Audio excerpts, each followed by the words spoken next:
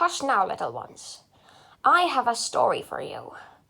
A story about chaos and violence. In the ancient Mountain Dew Monastery, hidden away from the cycles of strife and conflict, the epic gamer monks honored the owl god Glaucus through study and quiet contemplation.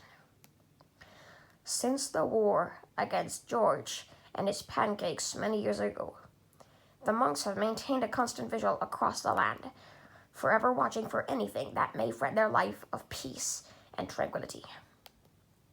On this day, it was the job of a young acolyte named Austin to take his place at the lookout post. As Austin kept watch, an unsettling feeling began to well inside his hotel. He could sense something was wrong. Suddenly, without warning or sound, the minions attacked. The hideous creatures stormed into the monastery, ruthlessly eliminating every soul in their path. With the cries of his brethren echoing through the hollows, Austin tried valiantly to save them, but it was too late. The monastery was lost.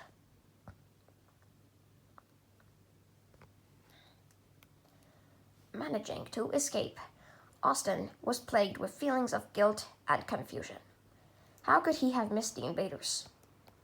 Rumors began to spread about his negligence, with many branding him a coward and a traitor. Unable to bear the shame, Austin isolated himself from the world, wandering alone in search for some inner peace. Finding a second chance of life and a means to move forward from his past, Austin stopped wandering to start a family with his wife Brianna. Fortunately, this time of joy was to be short-lived.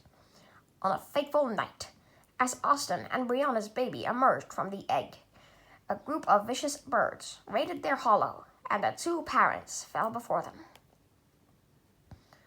Only the timely arrival of the Federal Bureau of Investigation prevented the baby from sharing their fate.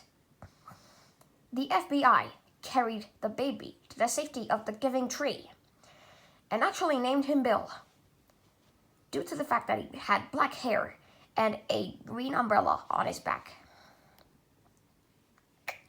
Many nights later, Bill studied hard to be a part of the Chaos City Defense Force himself. But Austin's legacy, however, accidentally left a stain of popsicle on his son. A chance to redeem the family's Zero of Honor arrived during Bill's last day of training. A storm cloud struck the Giving Tree, and then a huge flame storm hits the area. Bill made it out entirely, but left his parents behind. Young Bill made it to the safety of another tree, leaving the Giving Tree to burn. The ceiling collapsed, and the chambers were completely gutted by fire. Morning light reveals the corpses of Bill's dead parents that perished in the blaze. The image burned in his eyes and changed him forever. Started crying over their dead bodies, and kept mourning for about a week. So he decided to leave the mountains. At around 9 o'clock, he got up and ran away, far away from the city until sunrise. Time seemed to pass, and he ran around the world. Soon he was knocked out somewhere in the desert. The desert is a place where the camels live and where oil is resourceful. If Bill were to be alive in the Sand Sea, he would raid the desert and take all of the oil. Then he would be the richest man in the world. Government helicopters rushed to the scene and aborted him to the jungle. The helicopters made a safe landing off the coast of the jungle.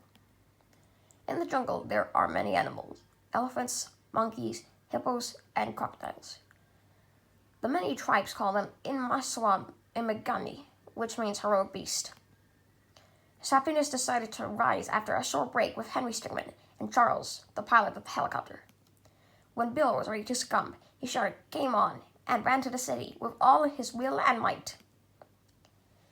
Bill returned to the city after such a long time.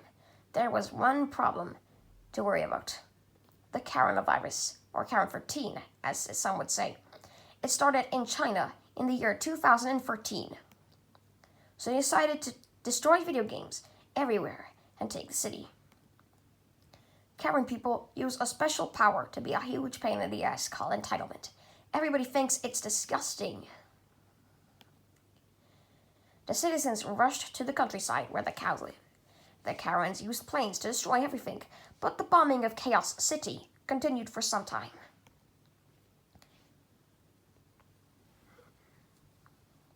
The city was turned to rubble, and it was nuked by Karen von Richthofen, also called the War Baron. He had been a war hero of the evil Imperial Karen army. And that's it. It's all over. But Chaos still had a chance. Royal TIE fighter jets came zooming into the scene to stop the virus. Operation Kamwam-Yai had begun, and the planes rushed to the scene to destroy the Karens and restore the city. The war ended with a nuclear strike, and the Karen leaders' hopes and dream of a great Karen empire were all failed. The Karens have been banished forever. The video games came back, the city was restored, and everything went back to going horribly wrong.